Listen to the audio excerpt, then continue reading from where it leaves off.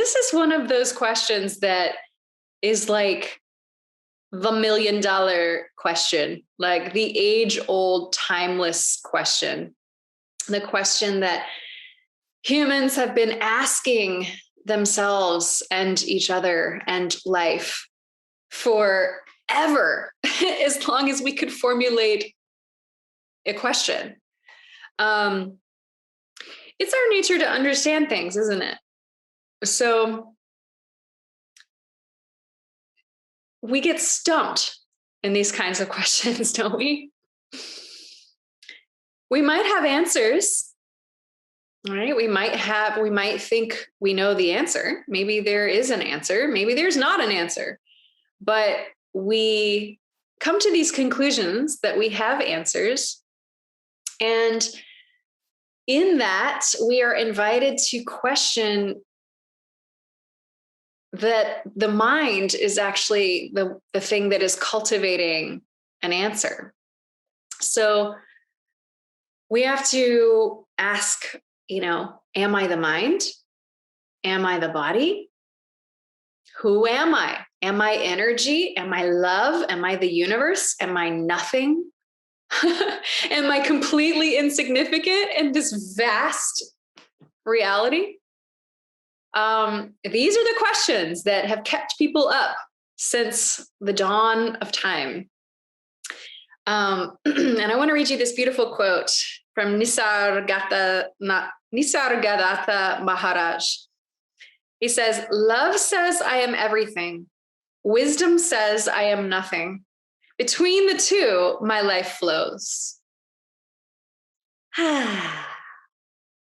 So one thing, when we're talking about the ego, like we can get really confused. The ego confuses us when we ask this question, who am I?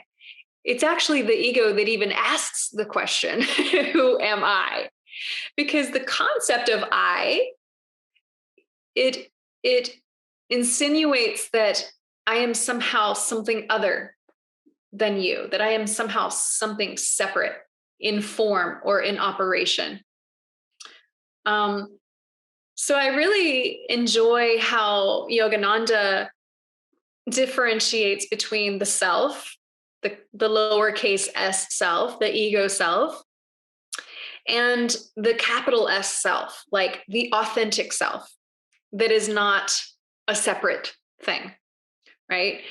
It's just this light show that, the senses that we perceive light and shape and color that tells us, when I look down, I perceive that I'm in a body and that you're in a body, right? I perceive that I'm my own being and this is a chair, right? So if we go deeper and deeper, okay, if I'm like, okay, who am I? I'm this being in a body, right? I'm observing the world. I'm observing reality around me. So what is it that's observing this reality? What is, how is this happening? So then I start to question, am I the elements? Am I water? Am I fire? Am I earth? Am I air? Am I space? Am I muscles and bones and organs and cells? Right? Am I just a lump of cells that somehow held together that I can have this experience? So when we look at a cell, if we look at the body as an entity, as a whole system, right, then we can break it down in these various parts. I'm these, these muscles, I'm these bones, I'm these systems that are happening in here. Or we can look and I'm this bacteria. I'm mostly bacteria, right? But then when we go like down to the cells, okay, what are these muscles? What are these organs? They're cells, right? When we look deeper inside a cell, we see the cell is made of molecules. If we look deeper into these molecules, we see that these molecules are made of atoms. And when we go into these atoms, it gets even more mysterious. Okay, an atom is made of protons, electrons, and neutrons. Okay. And when we go deeper into those, I'm made of quarks. These are like potentials, right? This is energy that comes in and out of existence depending on who's observing it. What? It's getting weird, right? It's just getting weirder and weirder and weirder. So then when I go into these quirks, what's finer than that? Well, Yogananda called the next level lifetrons, which is actually his word for prana. He calls it lifetrons. And that even, the prana, these lifetrons get finer and finer and finer and finer and finer until it's all just kind of breaks down into subtle energy. Potential energy, really, because like we said, I don't know if y'all are familiar with the double slit experiment. I think some of us have talked about this, or we might have even watched it together one time. But this double slit experiment says that, quantum physics has discovered that things aren't what we think they are. We don't have these rules that apply to everything, that everything depends on the observer, which is focusing in a certain way. So, am I the body? What the heck is the body? It's energy, right? Okay, yes, I am the body. I'm sort of, right?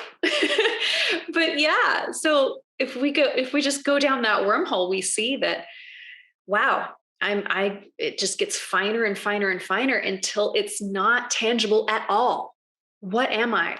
I'm energy, I'm light, I'm that which can't even be seen or perceived. I'm potentials, I'm unlimited, infinite potential. So there's a concept in Samkhya philosophy that is about what we call Prakriti and Purusha. Prakriti describes the ever-changing, ever-flowing, non-graspable, non-understandable, cyclical, birth, life, death, decay, never-ending movement. Nature, basically. We could call Prakriti nature. And then we have Purusha, which refers to that which never changes. So Leanne actually brought this up really beautifully. She was talking about there's an aspect that relates to my life experience, that which is ever changing, the thoughts that come and go, these things. But ultimately, she said, what is not changing, what is constant is the love in my own heart.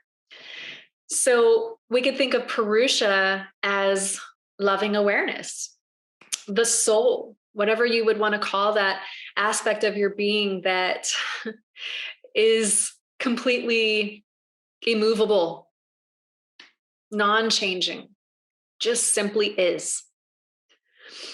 And there's a practice in yoga philosophy. It was written about in the Upanishads and a couple of other ancient yoga texts, and it's called neti neti. Neti neti is a Sanskrit term that means not this or that, or neither this nor that, right? Not this, not this. And it's an exercise that's written about in these ancient texts that encourages one to kind of, by process of elimination, reveal who one is. It's a very interesting approach because when we're asking the question, who am I? Our imaginative mind would say, oh, I'm this, I'm this, I'm this, I'm these things. But sometimes we can understand who we are by going to the polarity, right? We can understand ourselves as light beings by going into our shadow, for example. So this is neti neti is a practice that is associated with a lineage of yoga called Jnana yoga, which is the yoga of wisdom and intellect, inquiry. And the purpose of the exercise is to negate all objects of consciousness, including thoughts and the mind and the ego, and to realize the non-dual awareness of reality. So once we've gotten rid of all the stuff, there's nothing left. There simply is. So it negates all descriptions about the ultimate reality, the descriptions of the ultimate reality, but not reality itself. So when we attempt to answer this question, who am I? What we're really trying to do is, from a place of mind, from a place of ego, we are attempting to express and define something that is completely inexpressible. It's an essence. It's an intangible essence. So this practice is, it reveals that whatever can be conceived by the mind, I am this, I am that. Even these beautiful, heartfelt things that we know ourselves to be. I'm the universe, I'm love, right? I'm awareness. All of these things are conceived by the mind. They're ideas, they're concepts, right?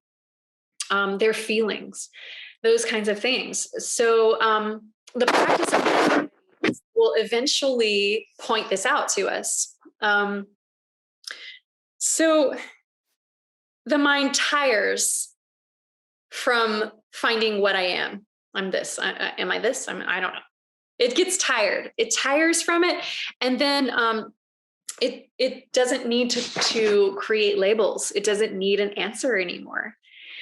And so we would start to slide into these modes of seeking that really originate from somewhere even deeper than the mind, which I believe would be the heart energy.